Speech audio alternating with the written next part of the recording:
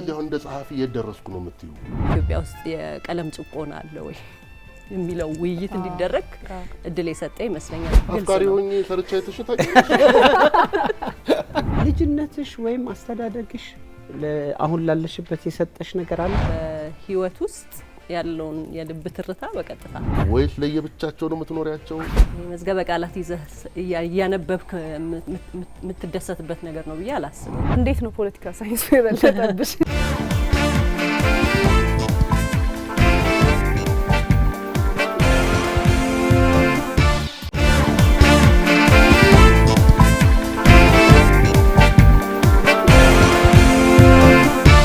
እንዴት ነው ቤተሰብ? አለን እኪ ቤት ለእንግዳ ሰዓታችን ላይ ደርሰናል። ዛሬ ደግሞ ማን ነው ቤታችን የሚመጣው እያልኩ አይደል? ህይወት ምሻው ዛሬ ቤት ለእንግዳ እንግዳችን ናት። አዎ በቅርብ ነው ዥዋዥዌ የሚለው መጽሐፏን ያወጣችው። በጣም ነው የወደድኩት እኔ መጽሐፉን። ከዚህ በፊትም ብዙ መጽሐፍቶች አሏት አይደል ማሚዬ? ባርቾ ህይወት ብዙ ጊዜ ምናቃት መጀመሪያ አካባቢ እኮ ምናቃት በሶሻል ሚዲያ ነው። ሶሻል ሚዲያን በቃ የመጽሐፍ አረገችው። ትዝ ካለ ህይወት አሌክስ በኋላ ላይ ይሄ የሚያምረው የሶሻል ሚዲያ ማህበራዊ ሚዲያ በተለይ ፌስቡክ ላይ ህይወት ምን ጻፈች ተብሎ በጣም ልክ ነው። በጣም ፌስቡኩን ሼፕ ካደረጉ እና የሆነ ሀሳብ ከሚያዋልዱ ሰዎች ከሚተቹ ሰዎች ከሚጠቁሙ ሰዎች መካከል ከሚባሉት ህይወት ነበር። በጣም መቼ ነው ወደ መጽሐፍ የምታድገው አይነት ነገር ይሰማል ነበር። ያኔ ነው ባርቼ የመጣ። ባርቼ እኮ በቃ አዲስ መንገድ ይዞ ነው የመጣውና ህይዊ በጣም ጎበዝ ደራሲ ብቻ ሳትሆን የኮሚኒኬሽንና የህዝብ ግንኙነት ባለሙያ። መጽሐፍ ደግሞ ሰሞኑን ቶሎ እያወጣች ነው። ፍቅፋቂም ነበር ማታም ነበር ባልቾ ማን ዥዋዥዌ ወጥቷል። ዥዋዥዌ ደግሞ በጣም ቆንጆ ነው። ብዙ ጊዜ አጫጭር ወጎችን ታሪኮችን ልቦለዶችን በመጻፍ ነው የምናውቃት። እዚህኛው ላይ ደግሞ በጣም ካጫጭርም አጭር ምንድነው የሚባለው ታሪኮችም አሉትና ብዙ ነገር ነው ዛሬ የምናወራት ማሚ። ብዙ ጥያቄ አለ እናምጣት እናምጣትና ሚኪ ደግሞ ተዘጋጅ ብዙ ስቶሪ አለ ላምጣት። የሰፈሬ ልጅ ነው የምትመስለኝ ደግሞ ናትም አክቹአሊ ከበጽባና ምስራቅ አጠቃላይ ማለት እኔ የተወለድኩበት ሰፈር ያደግኩበት ሰፈር ማለት ነው። እና ታሪኮቿ ውስጥም በቃ ማቀውን ነገር ነው የምታወራኝ አላል። አሁን ልጅ ሆነሽ የረሳሽውን ምናምን አይነት ነገር እንደዛ አይነት ነገር አላት እና ነገሮችን የምታስተውስበት ዲቴል በጣም ነው የሚገርመኝ። በጣም ዛሬ ጥሩ ቆይታ ነው እንግዲህ ወይኔ እንኳን ደህና መጣሽ። እንኳን ደህና ቆያችሁ። እንዴት ናችሁ? እንዴት ነሽ? መስከንተና ዘንጠሻለሁ። በጣም ነው የሚያምረው አለ ራስ ማደሉ ፊደላ አረፍ በይ። እሺ ፊደል በፊደል አድርገሽው እንዴ ያለባበስ መጽሐፍ ነው ከዚህ ላይ ያነሳች ነው ምጥፍ አልፋልፍ። በጣም ደስ ብሎናል ስላገኘንሽ። እና ማሽ ነበረ በቃ በጣም ከምንወዳቸው ምናምን ያለን ከምናወራቸው ነገር ሰዎች መካከል አንዱ አንቺ ነሽ። በጣም አስደናቂ የቃላት ፓወር ደግሞ የሚገርም ደግሞ አስተውሎት ኦብዘርቬሽን ያለው እና በጣም ሲምፕል ነገሮችን በሚገርም ደረጃ የምታቀርብል ከፌስቡክ ጀምሮ ነው ዲስከስ እናደርግ ነበር። ከፌስቡክ ጀምሮ ነው የምናቀሽና አሁን ወደ ጎምቱ ደራሲነት እኮ እየሄድሽ ጎምቱ ሲል ህይወት አልመሰለህ አንተ መሰለህ። አሁን ዥዋዥዌ ስንተኛው መጽሐፍ? ስድስተኛ መጽሐፍ። ታዲያ ስድስተኛው መጽሐፍ ጎምቱ ያንስ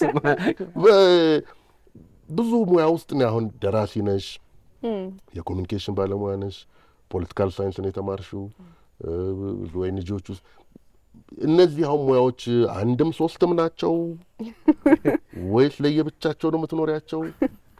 ድብልቅልቅ ያለ ነው። ድርሰት ያው ከህይወት አይደለም የሚቀደው። እኔ ሁሌ የምለው ምንድነው የእንጀራ ስራ አለኝ። ምክንያቱም በድርሰት መኖር በጣም ከባድ ስለሆነ እኔ ደግሞ እንደዚህ አይነት የሚያማምር ነገር እወዳለሁና አይሆንም በድርሰት። ስለዚህ እንጀራ ማገኝበት እምወደው ቆንጆ ኮሚኒኬሽን አካባቢ የምሰራው ስራ አለ። ከዛ ደግሞ የድርሰት ህይወት አለ። ሁለቱ ግን ለእኔ ይጣጣማሉ እንጂ አይጋጩም። ምክንያቱም አንደኛ በስራዬ ምክንያት የመጓዝም ሁሉም አይነት ሰው ጋር የመገናኘት እድል ስላለኝ የታሪክ ግብአት ይሆነኛል፣ እንደ ጥሬ ዕቃ በለው።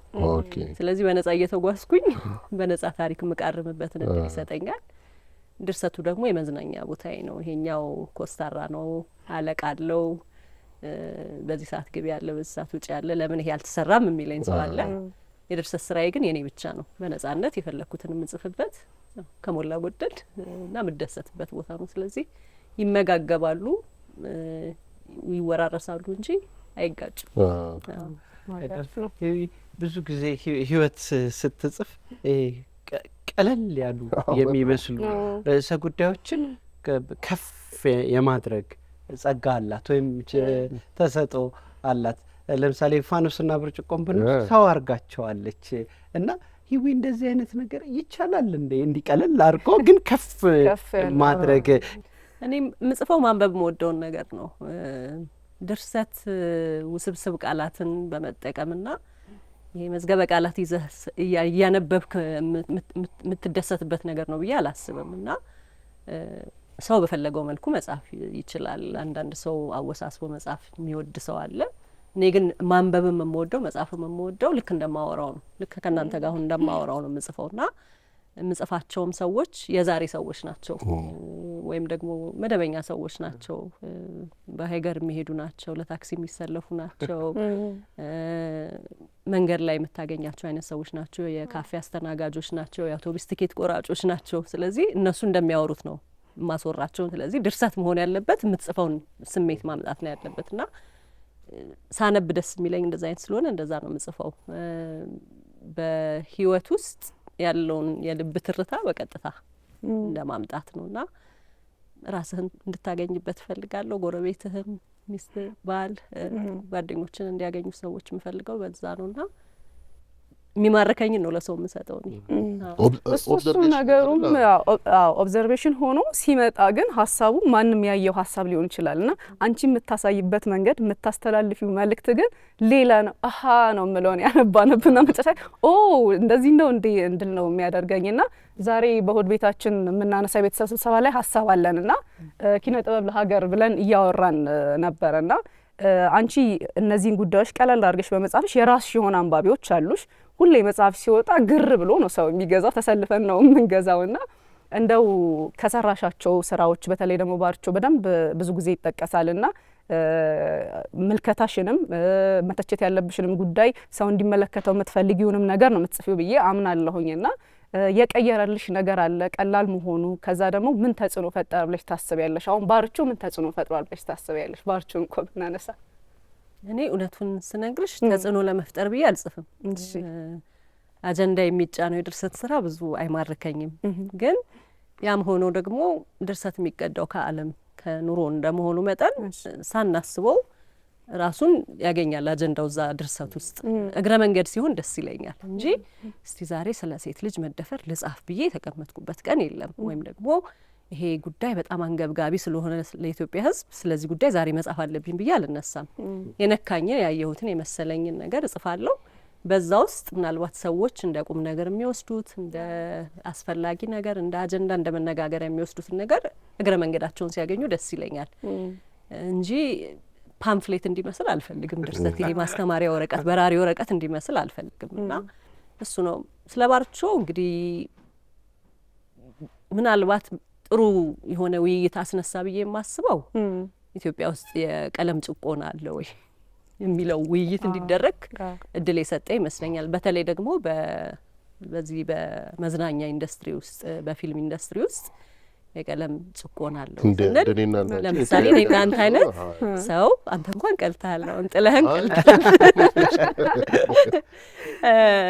ጠይም ሴቶች ወይም ደግሞ ጠቆር ያሉ ሴቶች ምን አይነት ገጸ ባህሪ እንዲጫወቱ ነው የሚጋበዙት? ያው እዛ ታሪኩም ላይ የሚገልጸው የሰራተኛ ገጸ ባህሪ እንድትጫወት ነው የምትጠራው። ልጅቷ የትወና ችሎታዋ በጣም አስደናቂ ቢሆንም ተፈቃሪዋ አሁን አትሰራም። ለምን እንደዛ አይነት ጥያቄ ነውና በጣም ብዙ ሰዎች መጀመሪያ ላይ የለም ይሄ እና አንዳንድ ጊዜ እኛ ያላለፍንበት ነገር የሌለ ይመስለናል አይደለ? የሚሰማው ሰው አንድ ነገር ህመሙ የሚሰማው ሲያልፍበት ነው። ስለዚህ የለም ማለት ቀላል ነው አንቺ ካላለፍሽበት ወይም ደግሞ ካላስተዋልሹና ብዙ ሰዎች አይ እንደዚህ የተጋነነ ነገር እንኳን አይደለም ይላል። ግን በኋላ ላይ ፊልሞችን ደርድረን ስናይ በዛ ጊዜ እንግዲህ ባርቹ 11 ዓመት ሆነው ከወጣ ስንመለከት በዛ ጊዜ የሚወጡ ፊልሞችን ፖስተር እንኳን ብትመለከቺ ግልጽ ነው። ጥያቄ ያለው አፍቃሪ ሆኜ ሰርቻ አይተሽ የሆኑ ሴቶች ሲራኮቱብኝ ምናምን ከሆነ ቦታ መጥቶ የሚቀማው ሰውዬ ነኝ እኔ። ወንድ ደግሞ ወይ በጣም መጥፎ ደፋሪ፣ ሌባ፣ አጭበርባሪ አንዳንዴ ይሄ በቅዠት የሚመጣ ገጸ ባህሪም ሆኖ ይሰራል አይደል? ጠቆር ያለ ወንድ እንደዛ ነው እንጂ ተፈቃሪ ወንድ አዎ፣ ሴቶቹ ላይ ደግሞ የበለጠ ይብሳል። የሚገርመኝ እሱ ነው። በጣም እንደዚህ ሲምፕል በሆኑ ነገሮች የማህበረሰብን ቫልዩ መሞገት መቻል ትልቅ ነገር እኮ ነው አይደለ? ቻሌንጁም እሱ ይመስለኛል አይደል? እንደ ጸሐፊ በጣም ሲምፕል ነገር አንስቶ በዚህ ልክ አሁን ዥዋዥዌ ላይ ያየኋቸው ታሪኮች አሉ። አንደኛ በጣም አጫጭሮቹ ነው በቃ ግን የሆነ ነገር የሚኪያስ መዝገብ ሚኪያስ ስለሆነ ነው የወደደው ሞክሼው ስለሆነ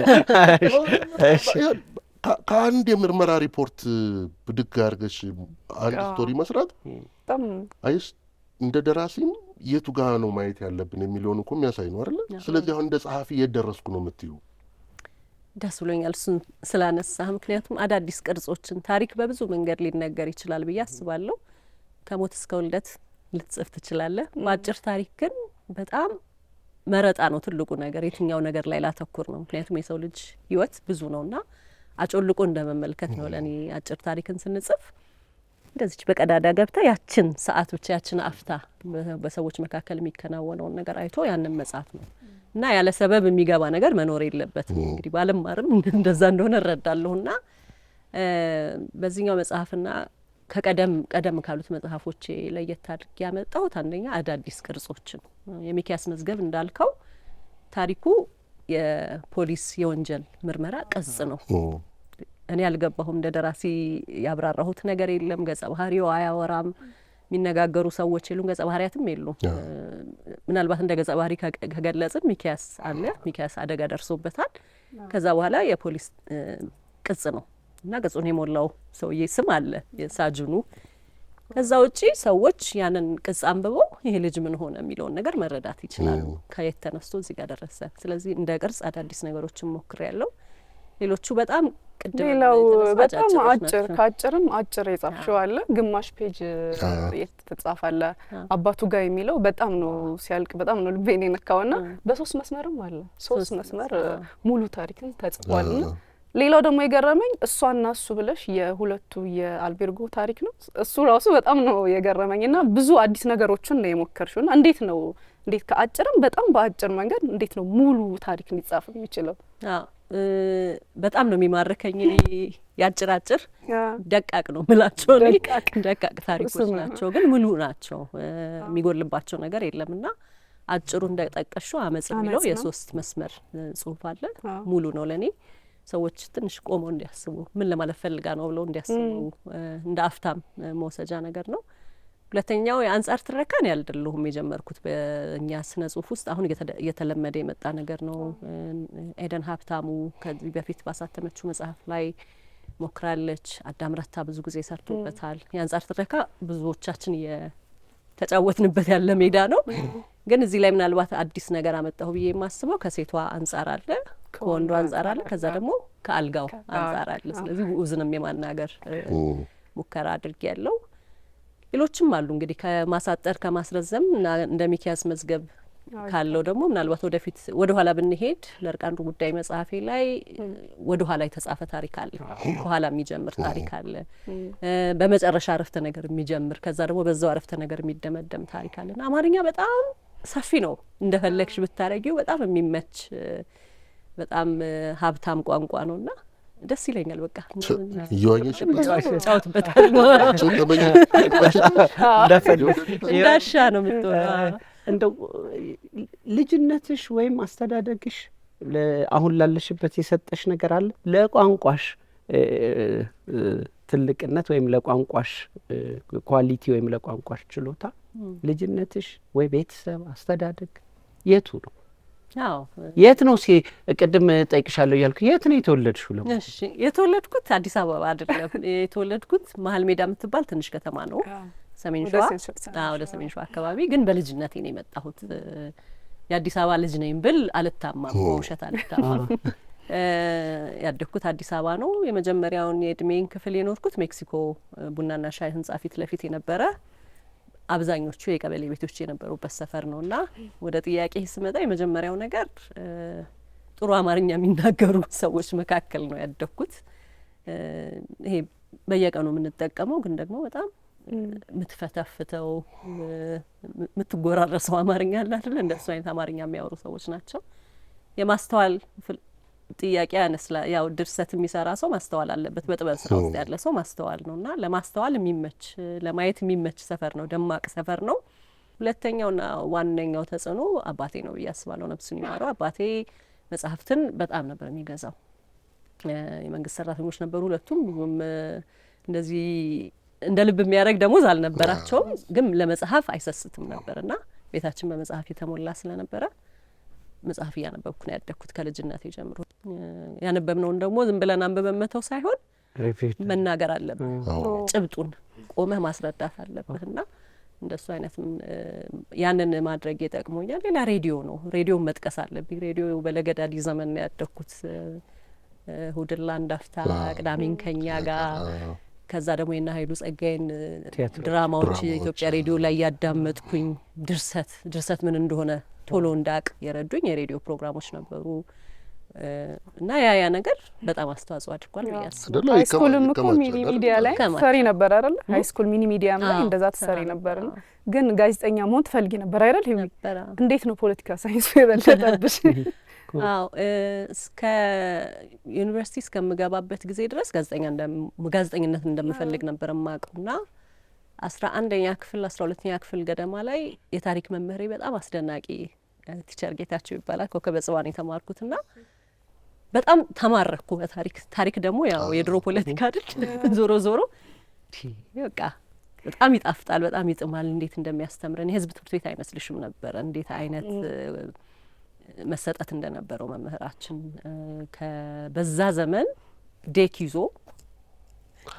የራሱን ዴክ ይዞ ክፍል ይዞ መጥቶ ከፊሊፕስ የሁለተኛ የዓለም ጦርነት ጥናታዊ ፊልሞችን እያመጣ የሚያሳይ አይነት መምህር ነበር። በቃ በጣም የሚገርም ነው። እኔ አሁን ሳስበው ምን አይነት እንዴት አይነት መሰጠት ነው ብለህ ነው የምታስበው። እና ቁጭ ብለን ተከፍቶልን ያኔ እንደው ብዙ ብር የሚከፈልባቸው ትምህርት ቤት ያሉ ልጆች እንደኛ አልተማሩም ታሪክ። ቁጭ ብለን እሱን እያየን የሂትለርን ታሪክ እንደዚህ ከዛ ያብራራልናል እና እንትን ነው የሚመስልሽ የሆነ ድርሰት ነው የሚመስለው። በቃ ከዛ ወደ ፖለቲካው መሳብ ጀመርኩ በዛ ምክንያት ማለት ነው። አንድ ትልቅ የማየው ያንቺ ስራዎች ላይ ለምሳሌ እያንዳንዷን ዲቴል ይዛች ሰፈር ውስጥ የምታስታውሻት ነገር፣ አካባቢሽ ላይ የምታስታውሻት ነገር ምናምን በጣም ኦሪጂናል ነው። የራሳችን ታሪክ ነው። ከሆነ ቦታ የተጨመረበት ነገር ኢንፍሉዌንስ የሆነ ነገር አታይም። ያው ልክ ከሆኑ ከውጭ ፊልሞች ላይ ከውጭ የፍቅር ታሪኮች ላይ ከውጭ መጽሐፍ ፊክሽኖች ላይ ምናምን እንደዛ አታያቸውም። የራሳችን ታሪክ ነው። በጣም ኦቴንቲክ ነው። ራሳችንን የሚመስል ነው እና አሁን እነሱን ወደ ውጭ ብትወስጃቸው ወደ እንግሊዝኛ ብትወስጃቸው ዓለም አዳዲስ ታሪክ የተጠማበት ጊዜ ነው አይደለም? እንደዚህ አይነት ሙከራ የለሽም ወይ? የሚቀጥለው ፕሮጀክት እሱ ነው። አዎ ገና እየተጸነሰ ያለ ነገር ስለሆነ ለወሬ አይበቃም ብዬ ነው። ግን የሚቀጥለው ፕሮጀክት እሱ ነው። ምክንያቱም ሁሌ የምንቆጭበት ነገር አይደለም። ለራሳችን በራሳችን ቋንቋ ስለምንጽፍ ወንዝ አይሻገርም፣ ድንበር አይሻገርም ታሪካችን እና አሁን ለምሳሌ በአፍሪካ አህጉር ውስጥ በእኛ አህጉር ውስጥ ያሉ ደራሲያን ዝርዝር ሲወጣ ኢትዮጵያ ጨለማ ነው። ሁሌ ኢትዮጵያ ትጠቀስም እና ከስንት አንዴ ምናልባት 4-5 እነሱም ደግሞ ውጪ ሆነው የሚጽፉ እነ ዲናው መንግስቱ ይነሳሉ፣ እነ መዓዛ ይነሳሉ፣ ህይወት ተፈራ በመጀመሪያ መጽሐፏ ትነሳለች። ከዛ ግን የለም። አሁን እንደውም በቅርቡ የአዳም ረታ እንደ አዲስ እንደተተረጎመ ሰምቻለሁኝና ማረግ ያለብን ነገር ነው ብዬ አስባለሁ። በተለይ ባጫጭር ታሪኮች በዚህ ለሽልማትም በመታጨት ኢትዮጵያ ይጻፋሉ ብሎ እስከ መጠየቅ ድረስ የሚያደርሳቸው ነገር ነውና መተርጎም አለበት ብዬ ስለማስብ እንደ እግዚአብሔር ፈቃድ ከእያንዳንዱ መጽሐፍ የተወሰኑ ታሪኮችን መርጬ አንድ መጽሐፍ የማሳተም አደራ። ይሄ ህይወት ለእሁድ ቤት ቃል የምትገቢው ለቤተሰቦቻችን ቃል የምትገቢው ትልቅ ነገር ነው የሚቀጥለው ሀሳቤ። ብዙ ጊዜ አንባቢዎቼ ስልጡን ናቸው የምትያት አባባል አለችና ስልጡን ናቸው ስል ምንድነው ፈትፍቼ ማጉረስ አይጠበቅብኝም። አንዳንድ ሰው እንዴ ለምን አላብራራሹም የመጨረሻው አረፍተ ነገር እኮ አላለቀም እንዲህ ብትዩ ይላል። እኔ የኔን ጽሁፎች የሚያነቡ ሰዎች በጣም እርግጠኛ ሆኜ የምናገረው ነገር ይገባቸዋል ለማለት የፈለኩት። ይሄ ፈረንጅ ኦቨርኪል የሚለው ነገር አለ መቀጥቀጥ ዝም ብለ ይሄን ስል ይሄን ማለቴ ነው ይሄን ስል ይሄን ማለቴ ነው ብዬ መደጋገም አይጠበቅብኝም። ይረዱታል። ከዛ ደግሞ ክፍተትን መተው አለብህ። አንዳንድ ጊዜ ማጉረስ የለብህም ሁሉ ነገር ወይ ደግሞ ሻይ እንዴት ነው ትኩስ ሻይ ታቀርባለህ እንጂ እንደ ህጻን ልጅ አባርዳ አታጠጣም ለትልቅ ሰው አይደለ። ይረዱታል። ከዛ ደግሞ በፈለጉበት መንገድም እንዲፈሱ ፈልጋለሁ። ፌስቡክ ግን ከቀየሩት ሰዎች መካከል ህይወት አንዷ ናት እያልን ነበርና አንቺ ፌስቡክን በደንብ ተጠቅመሽዋል። ፌስቡክ ደግሞ ለንባብ ያለውን በተለይ ረጃጅም ጽሁፎችን፣ ልብ ወለዶችን፣ ታሪኮችን እንዲያነብ ሰው ካደረጉት ሰዎች መካከል አንዷ አንቺ ነሽና የሆነ ጊዜ ፌስቡክ ላይ ጠፋሽ ሰለችሽና ሂዊ ከዛ ሰላም አገኘሁ አልሽ። ከዛ እንደገና ደግሞ ተመልሰሽ መተሻልና አሁን ላይ ያለው ሶሻል ሚዲያ መልኩ ምንድነው? እስኪ እሱን እናውራ። ያኔ ለስነ ጽሁፍ ብዙ የሚጠቀም ሰው ባልነበረበት ዘመን ላይ ነበርኩኝና እድል ነበር። ብዙ ሰው ስላልነበር ቶሎ የመታየት እድል ነበርና በኋላ እንግዲህ አሁን በጣም የምናደንቃቸው ደራሲዎች ሁሉ ከፌስቡክ ነው የወጡት። ለምሳሌ አሌክስ አብርሃምን መጥቀስ እንችላለሁና እነ ሜሪ ፈለቀ፣ እነ ጽጌረዳ ጎንፋ በጣም ጎበዝ ልጆች መጡ። ስለዚህ ሜዳው ባዶ ነበረ። እድለኛ ሆነን ተጠቀምንበት። አሁን ፌስቡክ ብቻውን የቆመ ማህበራዊ ሚዲያ መድረክ አይደለም። ቲክቶክ አለ። ሰዎች ከሚነበብ አጥሮ ራሱ ከሚነበብ ነገር የሚታይ ነገር ነው የሚመርጡት። ስለዚህ ብዙ ፌስቡክ ላይ የነበሩ ልጆች ምን ሲያደርጉ ያሉ ጽሁፎቻቸውን ወደ ቲክቶክ ቅርጽ እየቀየሩ ዘመኑን ለመምሰል ይጥራሉ። እኔ በግሌ እሱን የማድረግ ፍላጎት የለኝም። አሁን ግን አይታወቅም፣ ወደፊት ምናልባት አደርገው ይሆናል። እኔ የጽሁፍ ሰው ነኝ ብዬ አምናለሁ። ቪዲዮ ምሰራ ወይም ደግሞ እንደዚህ ቁጭ ብዬ እየተቀረጽኩኝ ና ማወራ ሰው አይደለሁኝም። ድርሰቱን ወስደው ግን የቲክቶክ ቪዲዮ ቢሰሩበት ግድ የለኝም። ደስ ነው የሰሩበት ቪዲዮውን ተሰርቷል። ጥሩ ተደርጎ ሲሰራ ደስ ነው የሚለኝ እና የራሱ ህይወት ይሰጡታል። ሌላ ምናልባት የማያነበው ወይ በመጽሐፍም በሌላ መልኩ የማያገኘው ሰው ደግሞ ያገኘዋል። ጥሩ ነው። በጠፋሁበት ጊዜ የጠፋሁበት ምክንያት ጣዕሙ ጠፍቶብኝ ስለነበረ ነው። የዛ ጊዜ ሀገሪቷም እያለፈችበት የነበረው ነገር በጣም አስከፊና አስጨናቂ ነው። ደስ የማይሉ ብዙ ነገሮች ነበሩና አንዳንድ ጊዜ ስትቆይ የሆነ ቦታ ምን ይባላል ቆሻሻ ቦታ ስትቆይ መሽተት ያቆማል ይባላል አይደል? ሳታስቢው ትለምጂውና አንቺም የዛ አካል ትሆኛለሽና አይ ቆይ ትንሽ ጊዜ የጥሞናም ጊዜ ልውሰድ አልኩኝ። 4 አመት ቆየው። በዛ ጊዜ ለማንበብ እድል ነበረኝ። አዳዲስ መጽሐፍ ሀሳቦችን ለማምጣት እድል ነበረኝ። አዳዲስ ቴክኒክ ለመለማመድ እድል ነበረኝ። ስመለስ በጣም የገረመኝ ነገር ማንም አይኖርም ብዬ ነበር ያሰብኩት፣ ግን ነበሩ። በፊት ከተሉኝ የነበሩ ሰዎች ያነቡኝ የነበሩ ሰዎች ድጋሚ ተቀበሉኝና በዚህ በጣም እድለኝነት ይሰማኛል። አሁን ያለው እኔ ፌስቡክ ላይ አሁን ገብቼ እለጥፍና ወጣለሁ እንጂ አልቆይም እና ብዙ ሰው ይቀየመኛል። አስተያየት አትመልሽ እንትናን አየሹ ወይ እንትና ታጋርጎሽ ነበር እንደዚህ ሙሉ በሙሉ የሆነ ልቤ ምልስ አላለም። በቃ እለጥፍና እወጣለሁ እለጥፍና እወጣለሁ። ግን ህይወት እንደው ከሰራሻቸው ስራዎች ውስጥ እንደው ይሄኛው ስራዬ እንደው ምን አለ ባልሰራውት ወይ ደግሞ ይሄኛው ደግሞ በጣም ባበረታውት ይሄኛውን ስታይል በቀጠልኩት የምትይው አለ? እኔ ቀደምት ስራዎቼ ማንበብ አልወድም። ለምን? አሁን ይሄ ራሱ በሚቀጥለው ሳምንት ላላነበው እችላለሁ ያወራሁት ስለሆነ አንዴ ከጻፍኩት ከወጣ ብቻ አይደለም በመጽሐፍ ብቻ ሳይሆን ትላንትና የተለጠፈ ነገር መልሼ ማየት አልፈልግም። ለምን? በጣም ነው የሚያስጠላኝ። አይገርምም? ደራሲዎችም ጋር ለማለት በጣም ነው የሚያስጠላኝ። አንተ ምንድን ነው ፊልሜን አይቻላል የራሴን ፊልም እና ሲያስጠላኝ ምንድን ነው አሁን እዚህ ጋር እንደዚህ ማድረግ አለ ምን ሆኜ ነው እና በጣም ራሴን እንዴት እንደምተች አሁን ከባርቾ ላይ አንብቢ ምናምን ሲባል ባይ ነው የሚመጣው።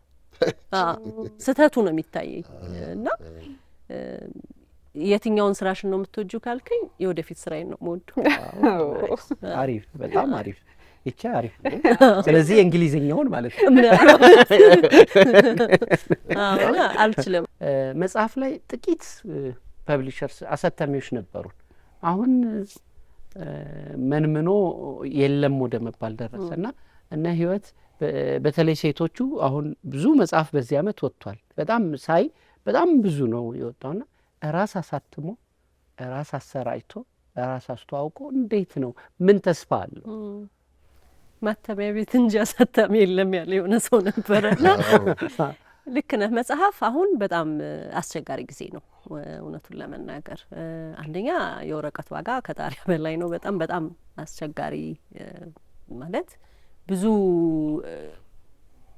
ብር ነው። በጣም ብዙ ብር ነው። ለማንም ሰው በጣም ብዙ ብር የሚባል ወጪ ነው ያለው። ሁለተኛ ከገንዘቡ በላይ መንገዱ በጣም አባጣና ጎርባጣ ይበዛዋል። በተለይ ለአዳዲስ ጸሐፊዎች ለምሳሌ የመጀመሪያ መጽሐፍ ጽፎ ያሳትምልኝ የሆነ ሰው ብሎ አንድ ሁለት አሉ የሚታወቁ አይደል? እነሱ ጋር ቢሄድ መጀመሪያ የሚጠየቀው ጥያቄ ማነህ? እዚህ ጋር የጀርባ ሽፋን ላይ የጻፈልህ ማን ነው? ማንን ታውቃለህ?